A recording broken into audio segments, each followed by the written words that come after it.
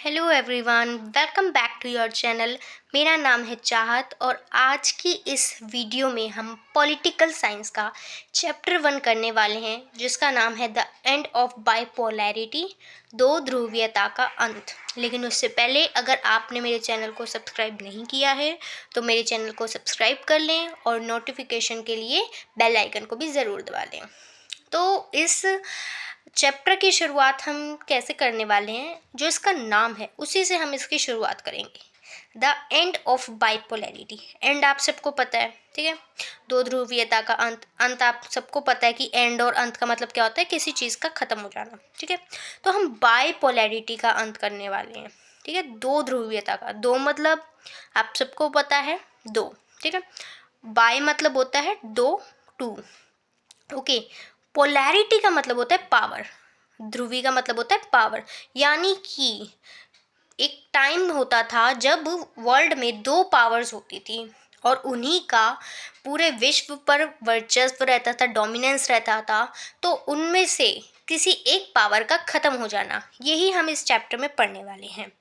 तो वो आपके मन में आ रहा होगा कि वो कौन सी दो पावर्स थी, राइट। तो वो दो पावर्स कौन सी थी, ये हम ऐसे समझेंगे कि आप सबको पता है फर्स्ट वर्ल्ड वॉर 1914 से लेकर 1918 तक हुआ था, लेकिन जो सेकेंड वर्ल्ड वॉर था वो 1939 से 1945 तक हुआ था। अब उस दौरान किन दो गुटों के बीच में, किन दो ग्रुप्स के बीच में लड़ाई हुई थी? तो पहले थे मित्र राष्ट्र, जिसमें थे अमेरिका, सोवियत संघ, ब्रिटेन और फ्रांस, ठीक है। और फिर कौन थे? धुरी राष्ट्र, जिसमें कौन कौन थे? जापान, इटली और जर्मनी, ओके। तो इन दोनों ग्रुप्स के बीच में सेकेंड वर्ल्ड वॉर हुआ था। तो सेकेंड वर्ल्ड वॉर के बाद क्या होता है? दो सुपर पावर्स निकल के आती हैं। एक होता है यूएसए और एक होता है यूएसएसआर, ओके। यूएसए को अमेरिका लीड करता है और यूएसएसआर को रूस लीड करता है। तो अब आप लोगों को समझ आ गया होगा कि वो दो पावर्स कौन सी थी, यूएसए और यूएसएसआर, ओके। तो यूएसए में अमेरिका लीड कर रहा था और यूएसएसआर में रशिया लीड कर रहा था। लेकिन अब इन दोनों के बीच में ऐसी कौन सी लड़ाई थी? देखिए, यूएसए की जो आइडियोलॉजी थी, विचारधारा थी, वो थी पूंजीवाद की विचारधारा। पूंजीवाद में क्या होता है कि सब कुछ ना प्राइवेट लोगों के हाथ में होता है, कुछ भी सरकारी चीज़ नहीं होती है वहाँ पे। जैसे आप सुनते होंगे इंडिया में सरकारी हॉस्पिटल, सरकारी स्कूल, लेकिन कैपिटलिज्म में ऐसा कोई भी सिस्टम नहीं होता है। यूएसएसआर की आइडियोलॉजी क्या थी? साम्यवाद की थी, ठीक है, सोशलिज्म की थी।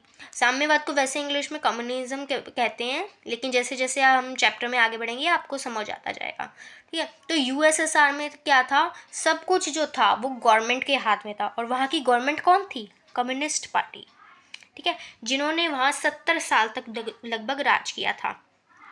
अब इन दो पावर्स के बीच में क्या था? हमेशा सेकेंड वर्ल्ड वॉर के बाद ये दो पावर्स निकल के आई थी और हमेशा इन पावर्स में कंपटीशन रहता था। ये दोनों एक दूसरे को बेहतर साबित करने में लगे रहते थे। अब यूएसए को हम क्या बोलते थे?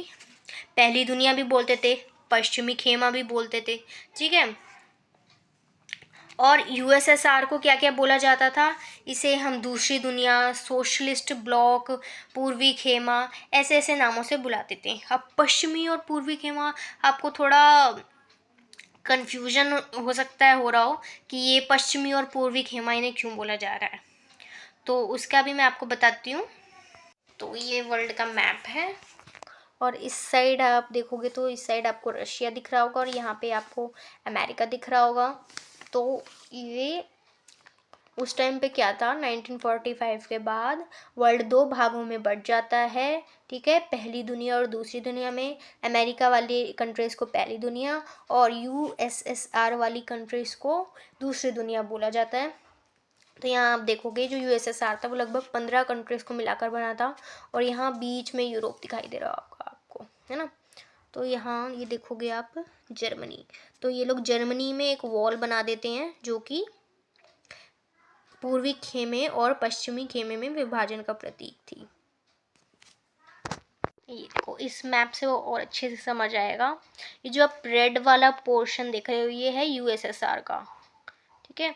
और ये जो आप येलो वाला पोर्शन देख रहे हो यूरोप का, ये है यूएसए वाला। यानी इधर क्या है, इधर पूर्वी खेमा है और इधर पश्चिमी खेमा है, इधर ईस्ट ब्लॉक और इधर वेस्ट ब्लॉक है, ओके।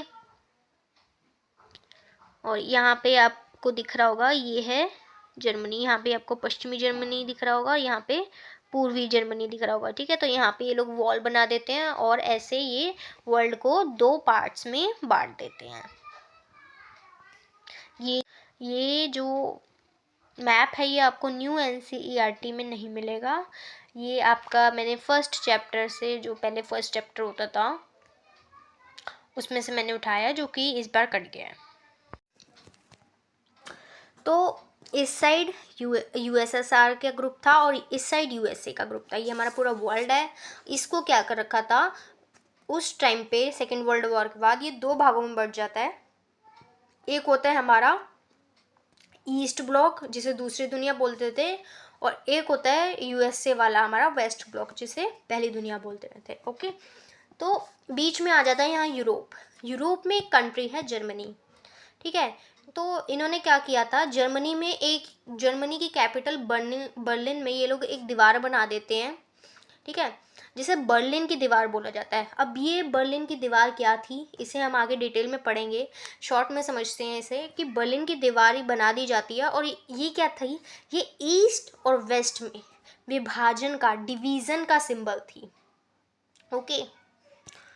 वैसे मैं आपको बता दूं कि इस वीडियो में हिंदी मीडियम और इंग्लिश मीडियम दोनों ही तरह के बच्चे पढ़ सकते हैं, क्योंकि दोनों को ही इसमें कोई भी प्रॉब्लम नहीं आने वाली है। मैंने दोनों के लिए ही ये वीडियो बनाई है। मैं इसलिए इंग्लिश और हिंदी दोनों में बोल रही हूँ, ताकि किसी भी बच्चे को प्रॉब्लम ना आए, ठीक है। तो हम बर्लिन वॉल पढ़ लेते हैं। बर्लिन वॉल क्या थी, शीत युद्ध का प्रतीक थी। शीत युद्ध मैंने आपको समझा दिया है, विचारधाराओं की लड़ाई, ओके, जहाँ पे हमेशा युद्ध की संभावना रहती है लेकिन युद्ध नहीं होता है। अब पूर्वी खेमा यानी यूएसएसआर और पश्चिमी खेमे में ये विभाजन का प्रतीक थी, डिवीज़न का सिंबल थी। और जर्मनी की राजधानी बर्लिन में बनी थी। और कब बनी थी, 1961 में। जहाँ भी मैंने रेड से लिख रखा है ना, वो ये समझ लो वो 1 मार्कर है और बहुत ज़्यादा इंपॉर्टेंट है। वैसे तो यहाँ पे काफ़ी सारी चीज़ें इंपॉर्टेंट है, कुछ भी आपसे 1 मार्कर में पूछ सकते हैं, ठीक है।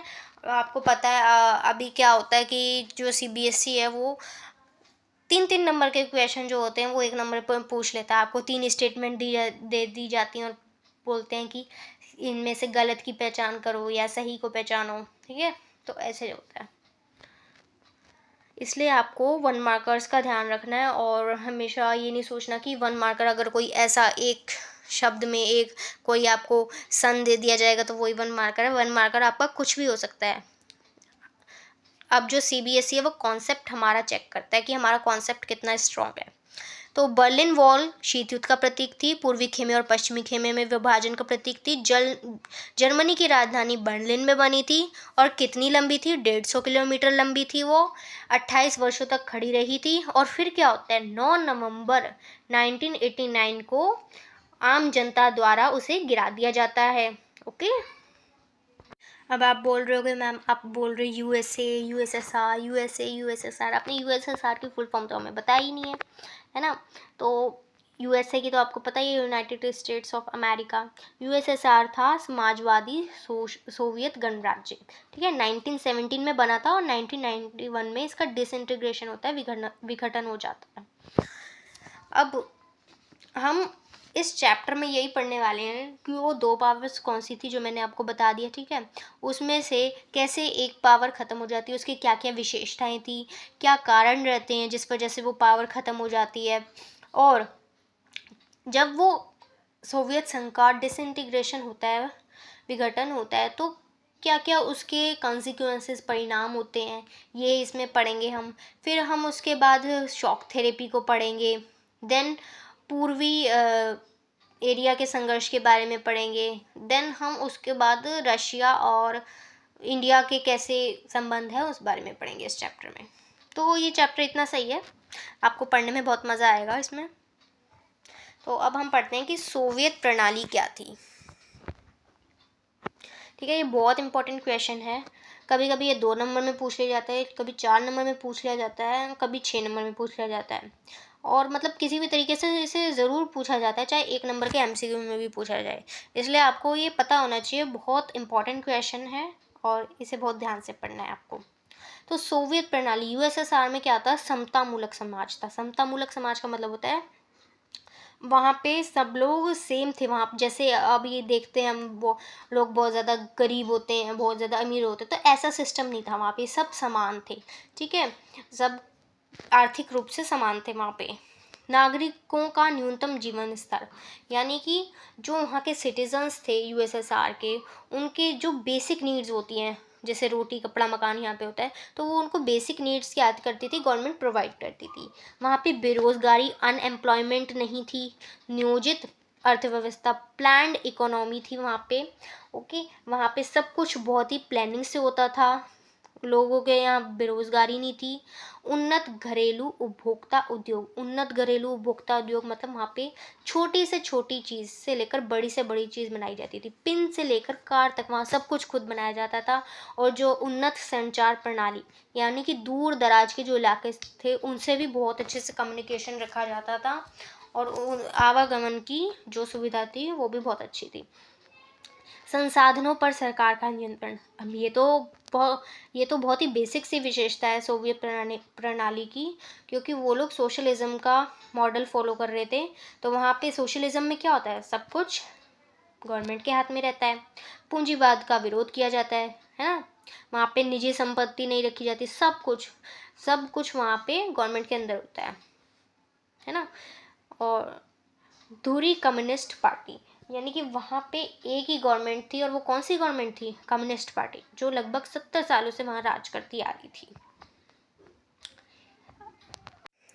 अब हमने पढ़ा कि जब सोवियत सिस्टम इतना अच्छा था तो उसका विघटन क्यों हो जाता है, उसका डिसइंटीग्रेशन क्यों होता है।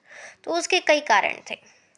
फर्स्ट कि वहाँ पे हथियारों की होड़ थी, मैंने आपको पहले बताया था कि वहाँ पे हथियारों की हमेशा होड़ लगी रहती थी। दोनों पावर्स क्या करती थी, अपना ज़्यादा से ज़्यादा संसाधन, अपना पैसा हथियार बनाने में लगाती थी, न्यूक्लियर पावर बनाने में लगाती थी, है ना। और मैंने आपको ये भी बताया था कि यूएसएसआर को रशिया लीड कर रहा था। तो वैसे तो ऑन पेपर देखा जाए तो रशिया सिर्फ एक कंट्री था, एक पार्ट था यूएसएसआर का। लेकिन वो जो बाकी के जो 14 गणराज्य थे, जो 14 कंट्रीज थी, उन पे क्या करता था, अपना प्रभुत्व जमा के रखता था। सब में रूस की ही चलती थी, जैसा रूस कहता था वैसा ही होता था। अपनी जो संस्कृति थी वो भी उन पे थोपता था। नेक्स्ट है धुरी कम्युनिस्ट पार्टी। अब यहाँ पे आप इंडिया में देखोगे तो मल्टी पार्टी सिस्टम है, यानी कि यहाँ पे आप ये नहीं देखोगे कि कोई एक पार्टी है, यहाँ पे बहुत सारी पार्टीज है जो कि इलेक्शन में खड़ी होती हैं, है ना। लेकिन वहाँ पे यूएसएसआर में क्या था, धुरी कम्युनिस्ट पार्टी थी, यानी कि एक ही पार्टी जो थी वो सालों सालों तक राज करती थी। जिसमें से एक कौन सी थी, कम्युनिस्ट पार्टी, 70 सालों तक उन्होंने राज किया था। सरकार पर नौकरशाही का शिकंजा कसता चला गया। जो भी पार्टी के जो भी ब्यूरोक्रेट्स थे, नौकरशाही थे, उन सब का क्या हुआ, कर्मचारियों का भ्रष्टाचार बढ़ रहा था, तो उनका शिकंजा कसता चला गया। जनता की ज़्यादा सुनी नहीं जाती थी, सरकार अपने में ही रहती थी, जवाबदेही नहीं थी। नेक्स्ट है अफगानिस्तान संकट। अफगानिस्तान संकट 1979 में आता है। तो उस टाइम पे क्या होता है, जो यूएसएसआर था वो बेवजह कूद पड़ता है अफगानिस्तान संकट में, जिस वजह से उसे लॉस होता है। ठीक है, और नागरिकों की आकांक्षाओं को पूरा ना करना। जो यूएसएसआर था वो नागरिकों की आकांक्षाएं पूरी नहीं कर पा रहा था। क्यों, क्योंकि वो सारा का सारा पैसा, जो भी संसाधन थे, वो तो हथियार बनाने में लगा रहा था। तो इस वजह से नागरिकों की जो बेसिक नीड्स थी वो पूरी नहीं हो पा रही थी। इस वजह से जनता में गुस्सा बढ़ता जा रहा था। एक होते हैं मिखाइल गोर्बाचेव की सुधार नीतियाँ। मिखाइल गोर्बाचेव भी अभी मैं आपको बताऊंगी कौन थे, तो अभी सिर्फ इनका नाम याद रखना। ये क्या करते हैं, यूएसएसआर के सिस्टम में कुछ रिफॉर्म्स लेके आते हैं, कुछ सुधार लेके आते हैं, जिस वजह से क्या होता है, सोवियत संघ का डिसइंटीग्रेशन हो जाता है। ठीक है, अब ये जो सुधार लेके आए थे, ठीक है, तो जनता की आकांक्षाएं पूरी नहीं हो रही थी। लोगों में क्या था, नेशनलिज्म की भावना बढ़ती जा रही थी, राष्ट्रवाद का उभार हो रहा था, इसलिए भी सोवियत संघ का विघटन हो जाता है। नेक्स्ट है प्रौद्योगिकी में पिछड़े होना। तो जो यूएसएसआर था वो अपनी जनता को तो ये बताता था कि हम टेक्नोलॉजी के मामले में बहुत आगे निकलते जा रहे हैं, लेकिन असल में क्या हो रहा था, लोगों में ना फिर जागरूकता बढ़ती जा रही थी। उन्हें पता चल गया था कि अमेरिका जो है वो तो आईटी के मामले में बहुत आगे निकल चुका है, इंफॉर्मेशन टेक्नोलॉजी के मामले में, सूचना प्रौद्योगिकी के मामले में बहुत आगे निकल चुका है। तो इस वजह से भी जनता को बहुत गुस्सा आ रहा था। तो ये कुछ रीजंस है जिस वजह से सोवियत संघ का विघटन हो जाता है। नेक्स्ट है मिखाइल गोर्बाचेव। मैंने आपको बताया था कि जो मिखाइल गोर्बाचेव है उनकी वजह से भी सोवियत संघ का डिसइंटीग्रेशन हो जाता है। और इसको मैंने अलग से फ्लो चार्ट इसलिए बनाया क्योंकि कभी कभी क्या होता है, ये 4 मार्कर में पूछ लिया जाता है क्वेश्चन। वैसे तो मैंने जो जो भी आपको यहाँ दिया ना वो सब कुछ पूछ लिया जाता है। ये नोट्स मैंने बहुत ही शॉर्ट में बनाए हैं और मैं आपको उसकी बहुत ही डिटेल एक्सप्लेनेशन दे रही हूँ। तो मिखाइल गोर्बाचेव का जन्म कब हुआ था? 1913 में हुआ था। ठीक है, ये सोवियत संघ के यूएसएसआर के अंतिम राष्ट्रपति थे। और ये क्वेश्चन बहुत इंपॉर्टेंट है, कम्युनिस्ट पार्टी के ये महासचिव बनते हैं, जनरल सेक्रेटरी 1985 में। आपकी बुक में लिखा होगा 1980 के दशक के मध्य में। तो मध्य क्या हो गया, 1985 ही तो होगा, है ना। तो कम्युनिस्ट पार्टी के महासचिव बनते हैं ये 1985 में।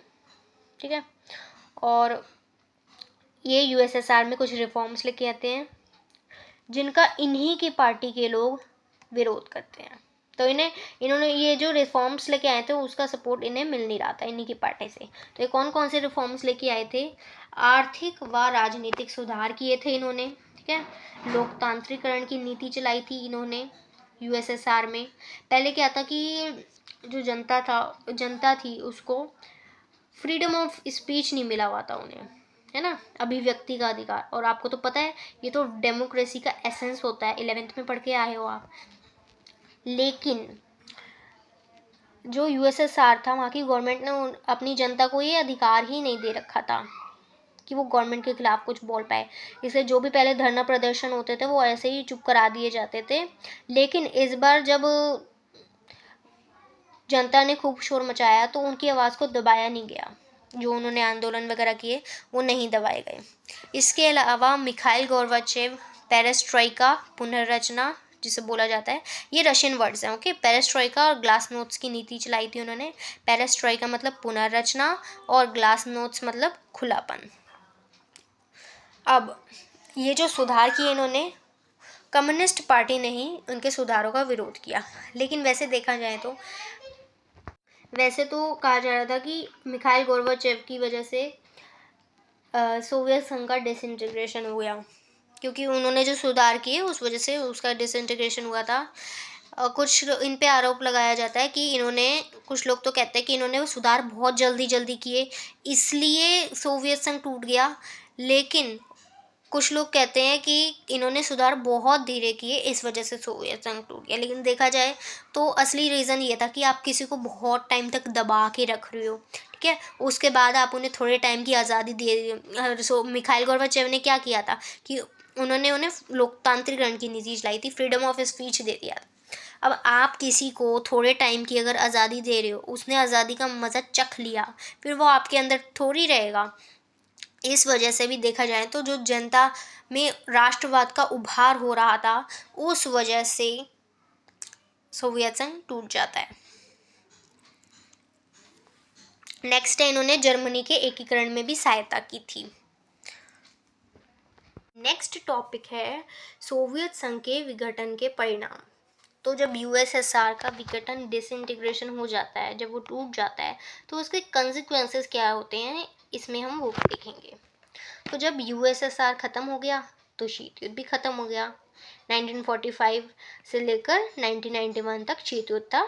तो सोवियत संघ के ख़त्म होने के साथ शीत युद्ध भी ख़त्म हो जाता है। हथियारों की होड़ की समाप्ति।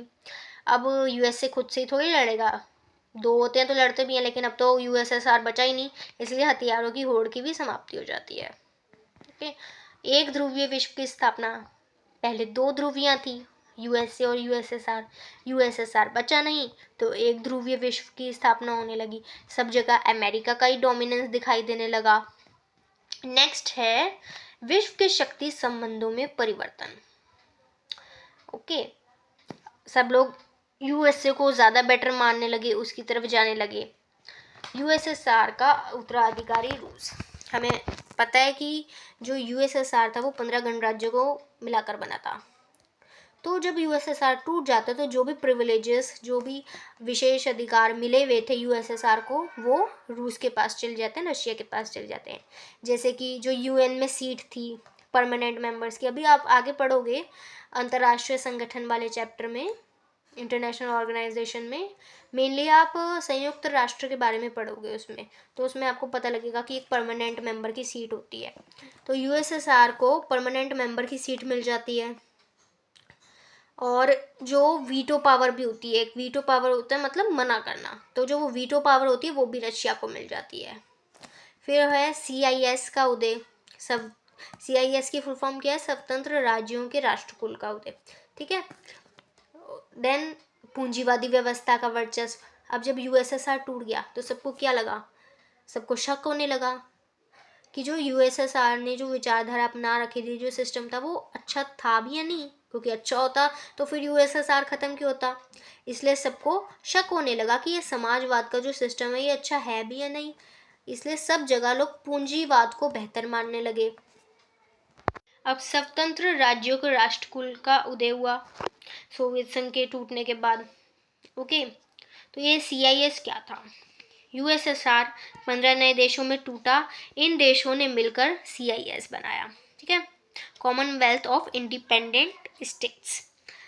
अब ये क्या है? ये एक अंतर सरकारी संगठन है जो कि अपने सदस्यों देशों के बीच में व्यापार, श्रम और वस्तुओं की आवाजाही को बढ़ाता है, यानी कि उनके बीच अच्छे से ट्रेड हो, ये इस बात को सुनिश्चित करता है।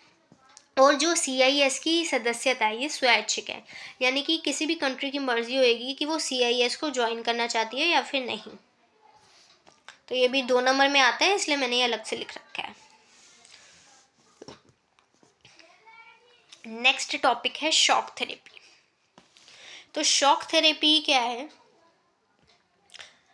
जब USSR टूटा तो उन्होंने क्या किया, उनकी अर्थव्यवस्था जो थी वो मतलब बहुत बुरी हो गई थी, तो उन्होंने सोचा कि हम एक ऐसा मॉडल अपनाते हैं जिस वजह से हमारी जो अर्थव्यवस्था है वो अच्छी हो जाए। तो जो USSR था, जो भी उनकी कंट्रीज थी, उन्होंने क्या किया, उन्होंने शॉक थेरेपी को अपनाया। अब ये जो मॉडल था, ठीक है, इसका शाब्दिक अर्थ क्या है? आघात पहुंचाकर उपचार करना, यानी आप किसी को चोट दे रहे हो उसके बाद उसका उपचार कर रहे हो, है ना। जैसे थेरेपी वगैरह भी होती है तो उसमें होता है ना, करंट दे के फिर उपचार होता है ना, फिर वो बंदा सही हो जाता है जो बीमार होता है। तो साम्यवाद के पतन के बाद USSR के देशों को विश्व बैंक और अंतर्राष्ट्रीय मुद्रा कोष द्वारा निर्देशित मॉडल अपनाना पड़ा। अब जब USSR टूटा तो उनके पास एक ही रास्ता था कि अब उन्हें ना कैपिटलिज्म को अपनाना है। उसके लिए उन्होंने शॉक थेरेपी अपनाई, और ये किसके निर्देशन में अपनाई? उन्होंने वर्ल्ड बैंक और IMF इंटरनेशनल मॉनेटरी फंड के निर्देशन में उन्होंने शॉक थेरेपी को अपनाया। अब इस मॉडल, इस शॉक थेरेपी मॉडल के तहत साम्यवाद को छोड़कर कष्टप्रद तरीके से पूंजीवाद को अपनाना था, यानी कि आपको अब साम्यवाद को छोड़ देना है और अब आपको बहुत ही कष्टप्रद तरीके से पूंजीवाद को अपनाना है। इसमें क्या था, एक सडन चेंज लेके आना था USSR में। अब आप अभी तक आप जो साम्यवाद को फॉलो कर रहे थे उसे छोड़ो और अब आपको एकदम से पूंजीवाद की ओर बढ़ना है। अभी हम इससे शॉक थेरेपी के परिणाम जब आगे पढ़ेंगे तो आपको समझ आएगा कि ये कष्टप्रद क्यों था। ठीक है,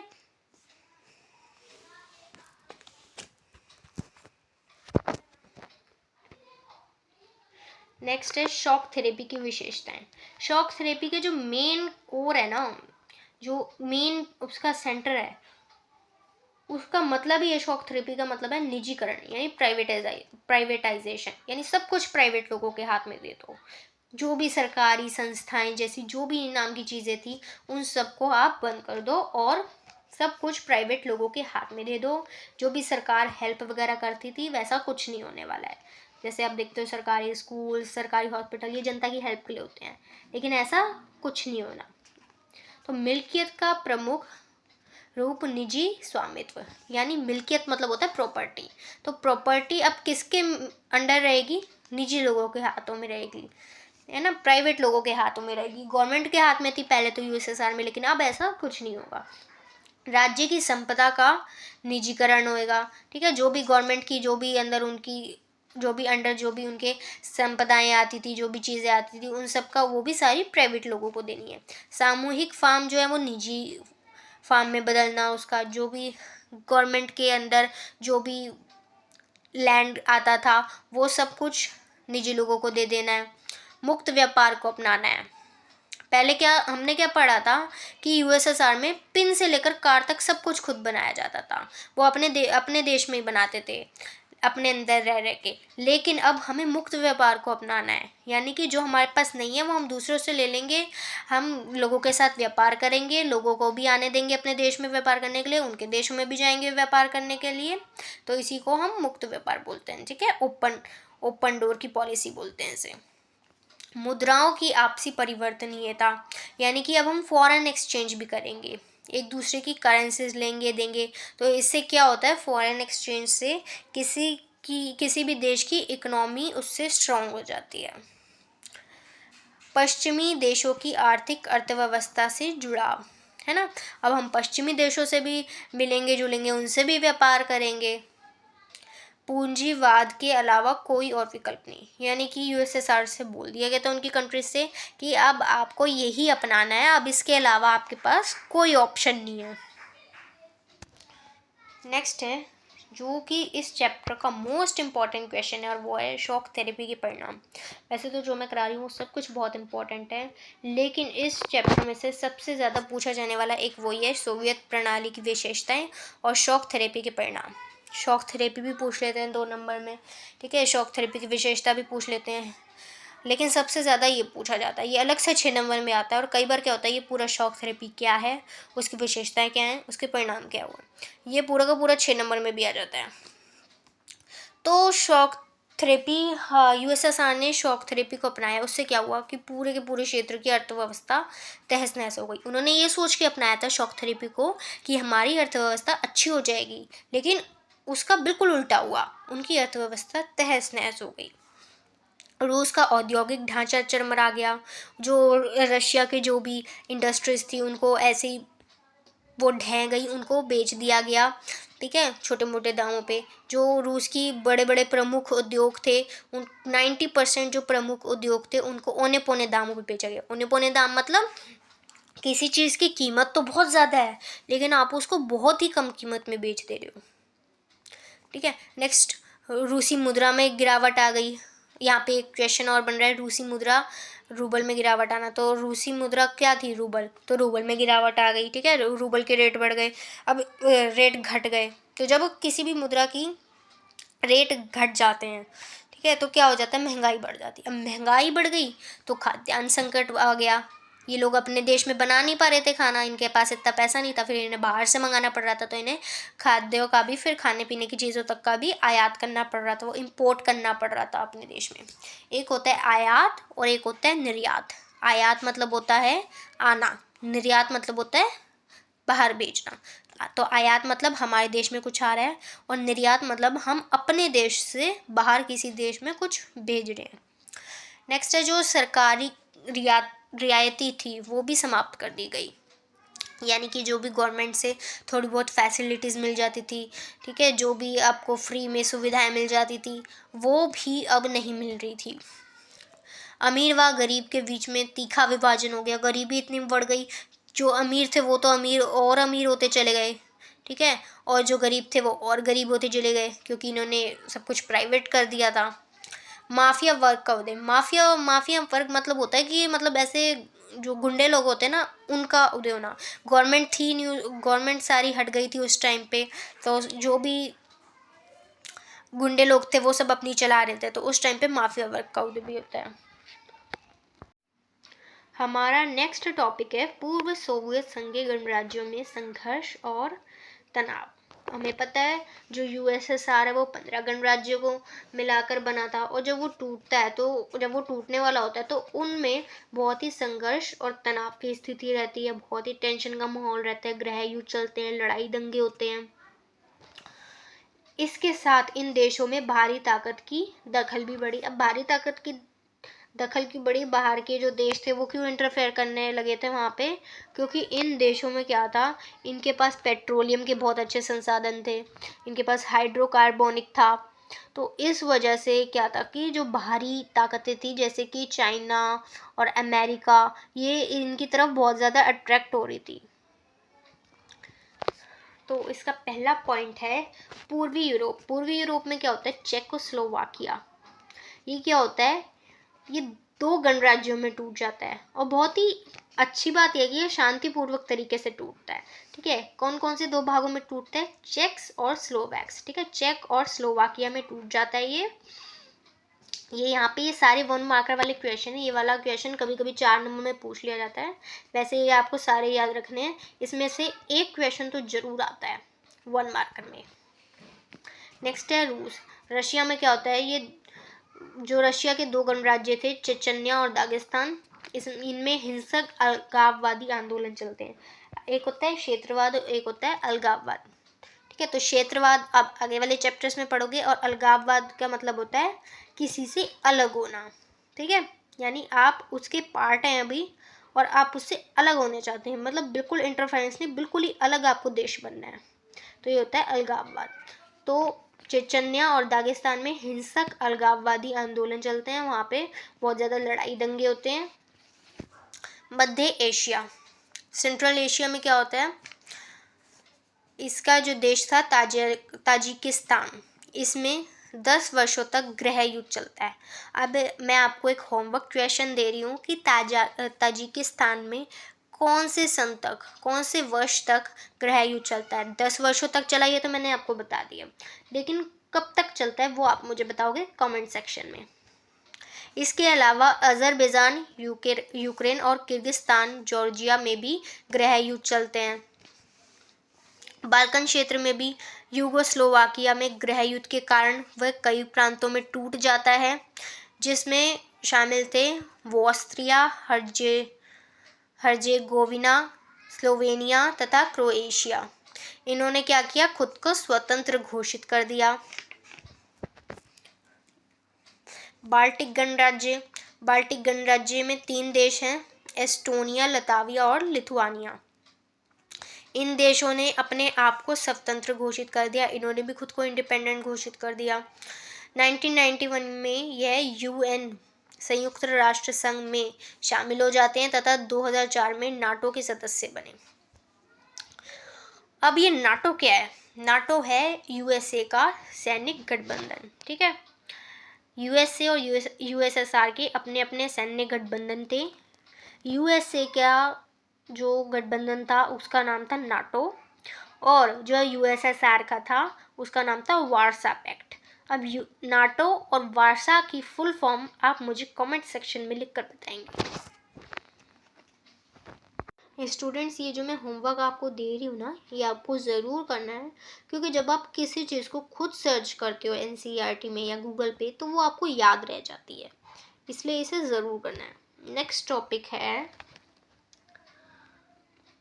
भारत व साम्यवादी देशों के साथ संबंध। तो यहाँ पे हम भारत और रशिया की मेनली बात करने वाले हैं। तो उनके बीच में कैसे संबंध थे, तो उनके बीच में कैसे संबंध थे इंडिया और रशिया में, और अभी भी हैं, कैसे संबंध है, सौहार्दपूर्ण संबंध, यानी कि बहुत ही अच्छे संबंध है, बहुत स्वीट रिलेशंस हैं। तो ये मैंने इसका एक फ्लो चार्ट बनाया है, ये आप देख लो। ठीक है, इंडिया और रशिया क्या चाहते हैं, पहले तो क्या था, बाइपोलर वर्ल्ड था, है ना, 2 ध्रुवीय विश्व था। लेकिन इंडिया और रशिया क्या चाहते हैं कि विश्व में बहुत सारी महाशक्तियाँ होनी चाहिए, यानी बहुध्रुवीय विश्व की कल्पना करते हैं वो रशिया और इंडिया के बीच में अभी तक 80 द्विपक्षीय समझौते हुए हैं, और इसका सन आप मुझे बताओगे कि 80 द्विपक्षीय समझौते इंडिया और रशिया के बीच में कब तक हुए हैं। ठीक है, ये आपका एक होमवर्क दे दिया मैंने आपको। 4 क्वेश्चन दिए हैं और चारों के आंसर्स आपको मुझे कमेंट सेक्शन में बताने हैं। इसके अलावा जो भारत है वो रशिया से बहुत सारे हथियार खरीदता है ना, तो बहुत बड़ा एक तरीके से हथियारों का खरीदार हो गया भारत। नेक्स्ट, भारत जो है वो रशिया से ऑयल भी बहुत खरीदता है। एक टाइम पे क्या था, जब यूक्रेन और रशिया का वॉर चल रहा था तो कोई उससे तेल नहीं खरीद रहा था रशिया से, तो भारत ने क्या किया था कि रशिया से खूब तेल खरीद खरीद के दूसरी कंट्रीज में बेचा था। तो तेल का भी बहुत बड़ा खरीदार है भारत रशिया से। नेक्स्ट है परमाणु योजना। जो रशिया है उसने भारत का उसकी न्यूक्लियर प्लानिंग में बहुत ज़्यादा साथ दिया है। जो रशिया है उसने भारत का कश्मीर मुद्दे में भी साथ दिया है यूएन में। तो रशिया और इंडिया के सैन्य संबंध कैसे हैं? यूएसएसआर ने भारत को क्रायोजेनिक रॉकेट दिया था जब उसे उसकी बहुत ज़्यादा ज़रूरत थी। यूएसएसआर ने भारत को अपनी सैन्य प्रौद्योगिकी दी। इसके अलावा यूएसएसआर ने भारत के साथ कई ऐसे समझौते किए जिनसे भारत संयुक्त रूप से सैन्य उपकरण तैयार कर पाया है। राजनीतिक संबंध देखें तो यूएसएसआर ने कश्मीर के मामले में भारत को यूएन में समर्थन दिया था। जब पाकिस्तान और इंडिया का युद्ध हुआ था कश्मीर को लेकर 1948 में, तो उस टाइम पे नेहरू जी यूएन के पास चले गए थे। तो रशिया ने क्या किया था, वहाँ पे इंडिया को सपोर्ट दिखाया था। यूएसएसआर ने भारत की संघर्ष के दिनों में भी मदद की। एग्जाम्पल है कि पाकिस्तान के साथ युद्ध में, है ना, भारत ने यूएसएसआर की विदेश नीति का अप्रत्यक्ष लेकिन महत्वपूर्ण तरीके से समर्थन भी किया है। इसके अलावा आर्थिक संबंध कैसे हैं? यूएसएसआर ने भिलाई और विशाखापट्टनम के इस्पात तथा भारत हैवी इलेक्ट्रॉनिक्स जैसे मशीनों के संयंत्रों के मिशन में आर्थिक और तकनीकी सहायता दी है। भारत में जब विदेशी मुद्रा की कमी हुई है तब यूएसएसआर ने को माध्यम बनाकर भारत ने व्यापार किया है। सांस्कृतिक संबंध देखें तो यूएसएसआर में भारतीय हिंदी फिल्में और संस्कृति लोकप्रिय थी। वहाँ पे इंडिया की बहुत फिल्में देखी जाती हैं, जैसे वहाँ पे अमिताभ बच्चन वगैरह को सब जानते हैं। बड़ी संख्या में भारतीय लेखक और कलाकारों को सोवियत संघ में पसंद भी किया जाता है ना। वहाँ पे बड़ी संख्या में भारतीय लेखकों ने, कलाकारों ने यूएसएसआर की यात्रा भी की है। इसके अलावा देखें तो दागिस्तान जैसी कंट्रीज़ में वहाँ पे भारतीय दस्तकारों को बहुत पसंद किया जाता है। दस्तकार मतलब होता है जो क्राफ्ट से रिलेटेड वर्क करते हैं। तो बस इतना ही था चैप्टर। अब आपका चैप्टर ख़त्म हो गया। तब तक के लिए ध्यान रखिए अपना और बाय बाय। मिलते हैं नेक्स्ट वीडियो में। और मुझे फीडबैक देना मत भूलिएगा, बताना कि वीडियो कैसी लगी और कुछ कमी पेशी है तो वो भी ज़रूर बताइएगा।